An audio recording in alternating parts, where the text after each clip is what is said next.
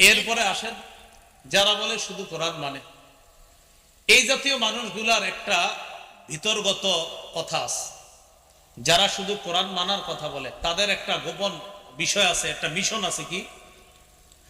শুধু কোরআনের কথা যারা বলে তাদের একটা মূল মাকসাদ বা উদ্দেশ্য হলো একটা সময় মানুষকে এমন ভাবে মেধা তৈরি করা যেন মানুষকে নামাজ থেকে দূরে সরানো যায়। আপনারা কিভাবে এটা বলতে পারেন যে হুজুর কিভাবে? এটা পুরা কোরআনের কোথাও আপনি পাবেন না আমরা যে নামাজে রুকু করি যেইভাবে এইভাবে রুকু করতে হবে, কোরআনের কোথাও নেই। আমরা যে নামাজে সেজদা করি এইভাবে সেজদার কথা কোরআনে কোথাও নাই। তো আপনি এইভাবে রুকু সেজদা কেন করেন? এটা কোরআনের ব্যাখ্যা হাদিসে আছে। বলেন এটা কোথায় আছে কোরআনের ব্যাখ্যা? এখন প্রশ্ন এসে যাবে, হুজুর কোরআনের কথা এটা যে হাদিসের মধ্যে ব্যাখ্যা আছে, হাদিস যে মানতে হবে এটা কি কোরআনের কোন আয়াতে আছে? হ্যাঁ, এটাও আছে। সূরা হাশরের ৭ নম্বর আয়াতে আছে। আল্লাহ বলেছেন মা আতাকুমুর রাসূলু ফাখুযু, রাসূল যা দেন তা গ্রহণ করো, ওমা নাহাকুম আনহু ফান্তাহু, যা থেকে নিষেধ করে তা থেকে বিরত থাকো। খুব সহজে বুঝেন। শুধু কোরআন মানে যারা এই জাতীয় লোক যদি এসে আপনারে বুঝায় শুধু কোরআন মানো হাদিস মানবা না, তখন আপনারে বুঝাইবে কোরআন কি যথেষ্ট না, আপনারা বলবেন, আপনি চিন্তায় পড়ে যাবেন যে কোরআন কি আসলে হ্যাঁ কোরআন তো আসলেই যথেষ্ট। তাহলে আপনারা বলবে তো মিয়া আল্লাহর কোরআন কি তোমার জন্য যথেষ্ট না? নবী না, আল্লাহরা নবীর উপর আয়াত নাজিল করছে আল-ইয়াউমা আকমালতু লাকুম দীনাকুম ওয়া আতমামতু আলাইকুম নি'মাতি ওয়া রাদিতু লাকুমুল ইসলাম দীনা, আজ আমি দিন পরিপূর্ণ করে দিলাম। তো আল্লাহ না এই আয়াত নাজিল করছে, এই আয়াত নাজিল করার পরেও তোমরা কেন বুঝো না যে কোরআনই শুধু যথেষ্ট, আবার হাদিস কেন মানবা? এখন আপনারাও কিন্তু বিপদে পড়বেন। ঠিকই তো, আপনারা জবাব দিবেন সুন্দরভাবে এইভাবে বলেন আমরা কোরআনের কথা অনুযায়ী, সবাই বলেন বলেন কোরআন অনুযায়ী হাদিস মানি। আর একটু বাড়ায় বলবেন, বলেন কোরআনের নির্দেশনা অনুযায়ী হাদিস মানি। বলেন তো আমরা হাদিস মানি কিসের নির্দেশনা অনুযায়ী? এখন আপনারা বলবে কোরআনের কোন জায়গায় আছে হাদিস মানার কথা? তখন বলবেন সূরা হাশরের ৭ নম্বর আয়াতে আছে। আল্লাহ বলেছেন রাসূল যা দেন তা গ্রহণ করো, যা থেকে নিষেধ করে তা থেকে বিরত থাকো। আমাদের নবী আমাদেরকে কোরআনও দিয়ে গেছে, সুন্নাহও দিয়ে গেছে। কোরআন মানতে হবে এটা আল্লাহ কোরআনে বলে দিয়েছে, সুন্নাহ মানতে হবে এটাও আল্লাহ কোরআনে বলে দিয়েছে।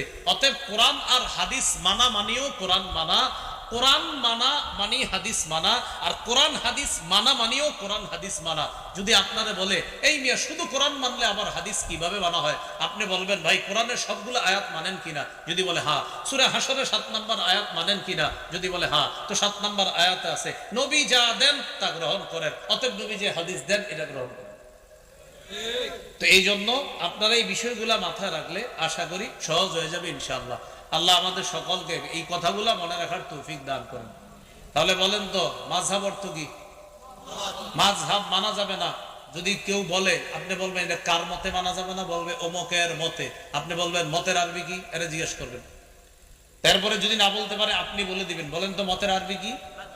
তো যদি তার মাযহাব মানা না যায় তার মতে, তা আপনি বলবেন তার মতে তার মাযহাব মানা যাবে না। তো তুমি জানো মতের আরবি কি? তো বলবে মতের আরবি কি? আপনি বলবেন মাযহাব, তো তার মাযহাবও তো মানা যাবে না, অর্থাৎ তার কথাও মানি না। এইগুলা মনে রাখলে সহজ হয়ে যায়।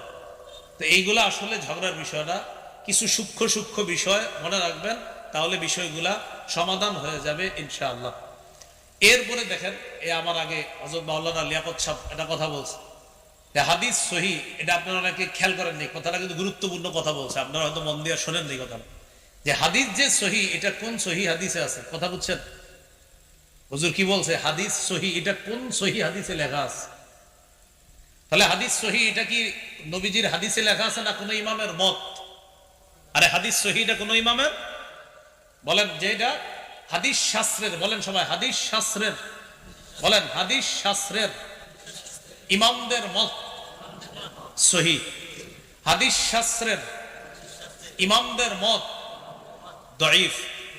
হাদিস শাস্ত্রের ইমামদের মত হাসান। হাদিস শাস্ত্রের ইমামদের মত হাসান লি জাতিহি, সহিহ লি জাতিহি, সহিহ লি গায়রিহি। তো এগুলা কি নবী বলে গেছেন না কোন ইমামের মত? মতের আরবি তো মাজার মানেন তো? তাহলে হাদিস সহিহ এটা কার মতে? অমুক ইমামের মতে। যেমন এই হাদিসকে সহিহ বলেছেন নাসির উদ্দিন আলবানী। বলেন কে বলেছেন? তাহলে বলেন তো এই হাদিস সহিহ কার মতে? বলেন মতের আরবি কি? এই তো আলবানীর মাযহাব মানলেন। এই জন্য আমি বলি আসলে বিষয়গুলো ঝগড়ার বিষয় না, এগুলা বোঝার বিষয়। আল্লাহ মনে রাখার তৌফিক দান করেন। আসল কথাই শুরু করি না, এখন মেহমানদারি এটা হলো আলোচ্য বিষয়। হুজুর বলছে একটু একটু বলতে, তাই একটু একটু সামান্য কিছু বললাম। এই পয়েন্টগুলো খালি মনে রাখবেন, ইনশাল্লাহ আর কিছু হবে না। মেহমানদারির বিষয়ে যে 8টা কথা, এগুলো একটু মন দিয়ে শুনুন। 1 নাম্বার, মেহমানদারি ইব্রাহিম নবীর সুন্নত। সূরা জারিয়াতের 24 থেকে 27 নম্বর আয়াতে আল্লাহ তাআলা বলেন, হাল আতাকা হাদিসু দাইফি ইব্রাহিম আল মুকরামিন। নবী আপনার কাছে কি ইব্রাহিম নবীর সম্মানিত মেহমানদের বৃত্তান্ত এসেছে? ইদ দাখালু আলাইহি, যখন ইব্রাহিম নবীর মেহমানগণ ইব্রাহিম নবীর কাছে প্রবেশ করলেন। ক্বালু সালামা, তারা ইব্রাহিম নবীকে বললেন সালামা, সালাম। ক্বালা সালাম, ইব্রাহিম নবী জবাবেও বললেন সালাম। তারা শান্তির দোয়া করলেন, ইব্রাহিম নবী পাল্টা শান্তির দোয়া করলেন। কওমুম মুনকারুন, মনে মনে বললেন এরা তো অপরিচিত মানুষ। আর অপরিচিত মানুষদেরকে ইব্রাহিম নবী মেহমানদারি করতেন। ফারাগা ইলা আহলিহি, দ্রুত ইব্রাহিম নবী তার পরিবারের কাছে গেলেন। ফাজাআ বিইজলিন সামিন, একটা গরুর বাছুরকে ভাজি করে মেহমানদের সামনে এনে ফাকাররাবাহু ইলাইহিম, ওই গরুর বাছুর ভাজি করে ভাজা বাছুরটা মেহমানদের সামনে পেশ করলেন। তাফসীরের কিতাবে আসছে ইব্রাহিম নবী তাকায় দেখে মেহমানদের হাত খাবারের দিকে যায় না। ইব্রাহিম নবী বললেন আপনারা কি খাবেন না? তো মেহমানরা ইব্রাহিম আলাইহিস সালাতু ওয়াস সালামের হালাত বুঝতে পারছে। ফাআউজাসা মিনহুম খীফা, ইব্রাহিম নবী মনে মনে ভয় পেয়ে গেছে, কি ব্যাপার, এই মেহমান আবার কারা? মেহমানরা বুঝে ফেলছে ইব্রাহিম নবী যে ভয় পেয়েছে। তখন তারা বললেন ক্বালু লা তাখাফ, আপনি ভয় পাবেন না, ভয়ের কিছু না।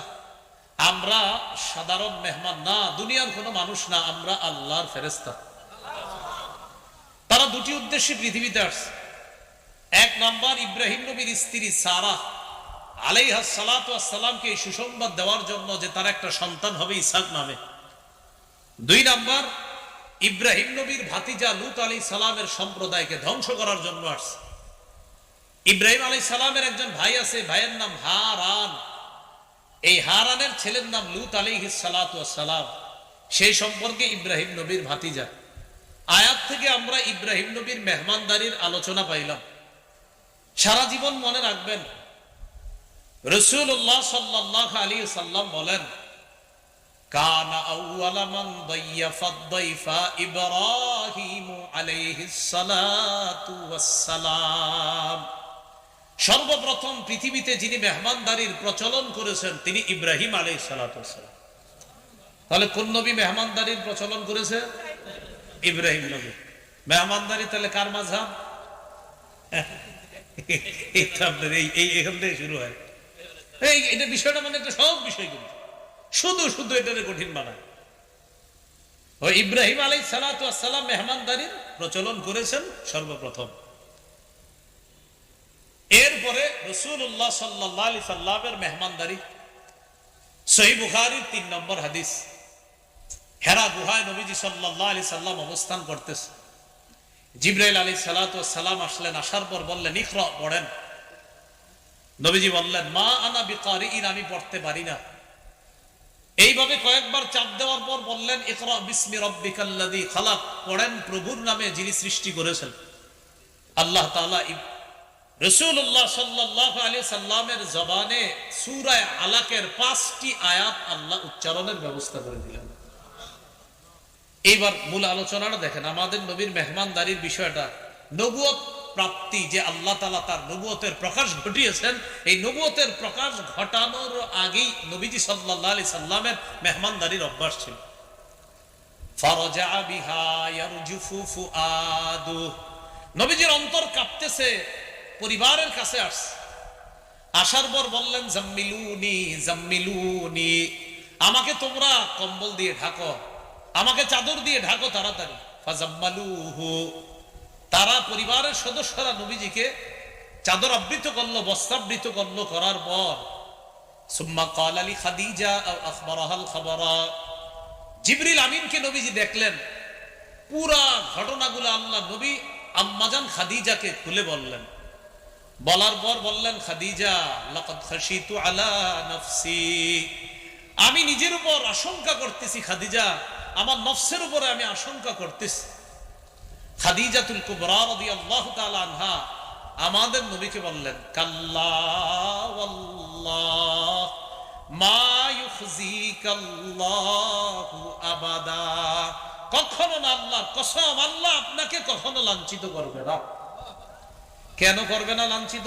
কিছু গুণ আছে আপনার, এই গুণ যাদের মধ্যে থাকে তারা রহমতের চাদরে আবদ্ধ থাকে, তাদেরকে আল্লাহ লাঞ্ছিত করে না। কি গুণ? 1 নম্বর, ইন্নাকা লাতাসিলুর রাহিম, আপনি রক্তের সম্পর্ক রক্ষা করেন। 2 নম্বর, তাহমিলুল কাল্লা, আপনি অসহায় দুস্থদের বোঝা বহন করেন। 3 নম্বর, ওয়া তাকসিবুল মা'দুম, নিঃস্ব যারা তাদের সহযোগিতায় আপনি এগিয়ে যান। 4, ওয়া তাকরিদ দাইফা, আপনি মেহমানদারি করেন।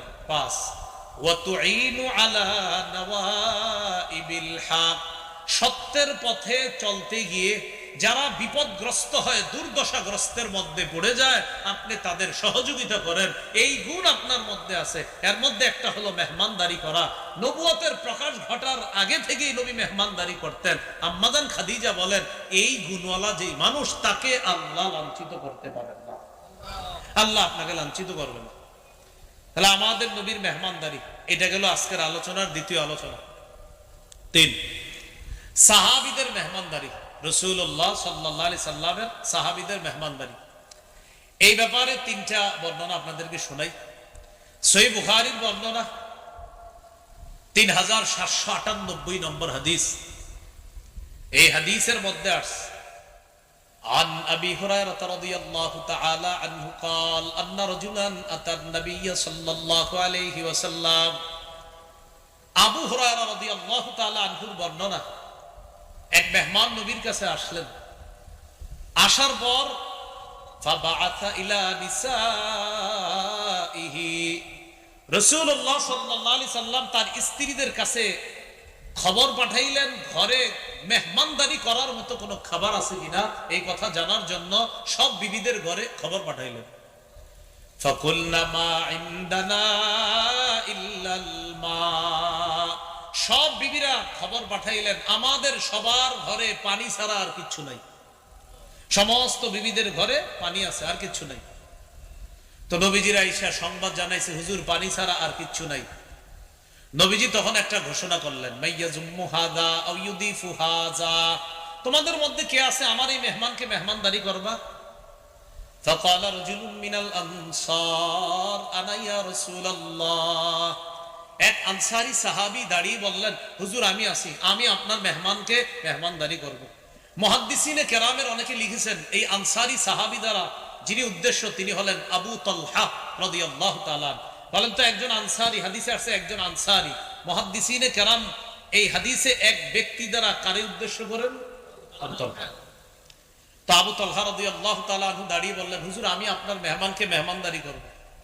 ফানতালাকা বিহি ইলা ইমরাআতিহি, মেহমানকে নিয়ে তার বিবির কাছে গেছে। যাওয়ার পর বিবিকে বললেন, আকরিমি দাইফা রাসূলিল্লাহি সাল্লাল্লাহু আলাইহি ওয়াসাল্লাম, নবীর মেহমানকে তুমি সম্মান করো। আল্লাহ রসুলের মেহমান বাসায় নিয়ে আসছি, এটা কিন্তু সাধারণ মেহমান না, আল্লাহর নবীর মেহমান, কথাটা মাথায় রাখবা, যথাযথ সম্মান করতে হবে।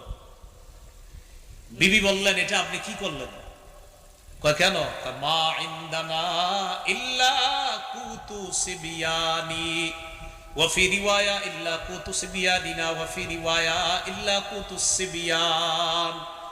সর্বনাশ, ঘরে তো বাচ্চাদের রাতের খাবার ছাড়া আর কিছু নেই। আবু তালহা রাদিয়াল্লাহু তাআলা আন তার স্ত্রীকে 3টা কথা বললেন, যা হওয়ার হয়েছে চুপচাপ শোনো। 1 নাম্বার, হাইয়ি তাআমাক, বাচ্চাদের খাবার গুলাই তুমি তৈরি করো, ওইটাই মেহমানের সামনে দিন। 2 নাম্বার বাচ্চাগুলারে ঘুম পাড়ায় দাও, যেমনে পারো ঘুম পাড়াও। 3 নাম্বার বাতিটা নিভায় দিবা, বাচ্চা ঘুম পাড়ায় দিবা, খাবার প্রস্তুত করো, বাতি নিভিয়ে দিবা। তো প্রথমে বাতি জ্বালাইছে, জ্বালানোর পর এদিকে বাচ্চাদেরকে ঘুম পাড়াইছে। হাদিসে আসছে হাইয়াত তুআমাহা ওয়া নাওয়ামাস সিবিয়ানাহা ওয়া আসলাহাত সিরাজাহা, বাচ্চাদেরকে ঘুম পাড়াইছে, খাবার প্রস্তুত করছে, বাতি প্রথমে জ্বালাইছে, জ্বালানোর পর সুম্মা কামাত কান্নাহা তাসলিহু সিরাজাহা ফাআতফাআতহু, বিবি বাতিটারে ঠিক করার অজুহাতে কি করছে, বাতিটা একটু গুতাগুতি করতেছে, হয় না আপনার, এর ঠিক করবে, এই করতে গিয়ে বাতিটা কৌশলে নিভিয়ে দিছে, এখন আর বাতি জ্বলে না, আসলে জ্বালায় না। তো হাদিসে যে বাক্যটা আসছে এটা আপনাদেরকে আমি শোনাই কি আসছে, ফাজআলা ইউরিয়ানিহি আন্নাহুমা ইয়াকুলান, স্বামী স্ত্রী দুইজন মেহমানকে বুঝাইতেছে আপনিও খান আমরাও খাইতেছি, অন্ধকার মেহমান খাইতেছে, এদিক দিয়ে স্বামী স্ত্রী দুইজন বুঝাইতেছে আপনিও খান আমরাও খাইতেছি, তারাও খাওয়ার অভিনয় করতেছে। বাতি কিন্তু জ্বলবে না, কারণ বাতি জ্বলবে কিন্তু বাতি তো ইচ্ছা করে জ্বালাইতেছে না। তো মেহমানদারির পর্ব শেষ, যা হবার হয়েছে। ফালাম্মা আসবাহা গাদা ইলা রাসূলিল্লাহি সাল্লাল্লাহু আলাইহি ওয়াসাল্লাম, সকালে নবীজির কাছে গেছে, যাওয়ার পর নবীজি সাহাবীর দিকে তাকায় বলে লাকাদ আজিবাল্লাহ মিন সানিইকুমা বিদাইফিকুমা আল-লাইলা ওয়া ফি রিওয়ায়াতিন উখরা দাহিকা রাব্বুনা আল-লাইলা দাহিকাল্লাহু আল-লাইলা। কি ব্যাপার, তুমি আর তোমার বিবি গত রাতে মেহমানের সাথে কি করেছো? তোমাদের এই সুন্দর কর্মকাণ্ড আর মেহমানদারিতে আল্লাহ এত খুশি হয়েছে, খুশিতে আল্লাহ হেসে দিয়েছে। এ হলো সাহাবীদের মেহমানদারি। শুধু তাই না, আল্লাহ কোরআন আয়াত নাজিল করছে সূরা হাশরের 9 নম্বর আয়াত, ওয়া ইউথিরুনা আলা আনফুসিহিম ওয়ালাউ কানা বিহিম খাসাসা। সাহাবায়ে কেরামের অবস্থা এমন, তারা নিজেদের প্রয়োজন থাকা সত্ত্বেও অন্যদেরকে নিজেদের উপর তারা প্রাধান্য দেয়। এই হলো সাহাবায়ে কেরামের মেহমানদারি একটা দৃষ্টান্ত বললাম। আর একটা দৃষ্টান্ত শুনি আমরা, ইবনে আবি দুনিয়া তার কিতাবে আনছে 20 নম্বর হাদিস, তিনি আসহাবে সুফফার ব্যাপারে একটা বর্ণনা আনছে। আসহাবে সুফফা হলো মদিনায় নবীজি সাল্লাল্লাহু আলাইহি সাল্লামের প্রতিষ্ঠিত মাদ্রাসা, মাদ্রাসাতুস সুফফার ছাত্ররা, তাদেরকে আসহাবে সুফফা বা আহলুস সুফফা বলা হয়। মনে রাখতে হবে, আমাদের মক্কায় নবীজির প্রথম মাদ্রাসা প্রতিষ্ঠিত দারুল আরকাম, আর মদিনার মাদ্রাসাটা মাদ্রাসাতুস সুফফা। হজে উমরায় যারা গিয়েছেন বা যারা যাবেন ইনশাআল্লাহ, মসজিদে নববীর এক সাইডে দেখবেন পিতলের কালারের শিকল দিয়ে একটা জায়গা সুন্দর করে একটু ঘেরাও করা আছে, এটাই হলো সেই মাদ্রাসাতুস সুফফা। এখানেই সাহাবায়ে কেরামকে আল্লাহ রাসূল সাল্লাল্লাহু আলাইহি সাল্লাম ক্লাস করাইতেন। ওই মাদ্রাসারই ছাত্র আবু হুরায়রা রাদিয়াল্লাহু তাআলা। তো তিনি মুহাম্মদ ইবনে সিরিন থেকে একটা বর্ণনা, সেই বর্ণনা আসছে কানা আহলুস সুফফাতি ইদা আমসাও, নবীজির ছাত্ররা আহলুস সুফফা বা আসহাবে সুফফা বাসী তারা যখন রাত হইতো, ফানতালাকার রাজুলু বির রাজুল ওয়ার রাজুলু বির রাজুলাইন ওয়ার রাজুলু বিল খামসা, এক সাহাবী একজন ছাত্রকে বাসায় নিয়ে যেতেন, কোন সাহাবী দুইজনকে বাসায় নিয়ে যেতেন, কোন সাহাবী 5 জন ছাত্র বাসায় নিয়ে যেতেন, কোন সাহাবী একজনকে, কোন জন দুইজনকে। আপনারা যেমন এই লজিং খাওয়ান না, লজিং জায়গির, তো কোন সাহাবী একজনকে বাসায় নিয়ে যেতেন, কেউ আবার 2 জনকে, কেউ আবার 5 জনকে। ওয়া আম্মা সাদ ইবনে উবাদা ফাকানা ইয়ানতালিকু বিসামানিনা কুল্লা লাইলা, নবীর সাহাবী সাদ ইবনে উবাদা প্রতি রাতে 80 জন সাহাবীকে মেহমানদারি করতেন। কয়জন? এগুলো সাহাবীর মেহমানদারির দ্বিতীয় দৃষ্টান্ত। আর একটা দৃষ্টান্ত ইবনে আবি দুনিয়া 49 নম্বর হাদিসে আনছে তার কিতাবে, ইবনে ওমর রাদিয়াল্লাহু আনহুমার বক্তব্য, আন আব্দুল্লাহ ইবনে ওমর রাদিয়াল্লাহু তাআলা আনহুমা আহাব্বুত তাআমি ইলাল্লাহ মা কাসুরাত আলাইহিল আইদি, যেই খাবারের মধ্যে সবচেয়ে বেশি হাত পড়ে এই খাবার আল্লাহর কাছে সবচেয়ে পছন্দনীয়। অর্থাৎ যেই খাবারে মেহমান বেশি হয় ওই খাবার আল্লাহর কাছে সবচেয়ে পছন্দনীয়।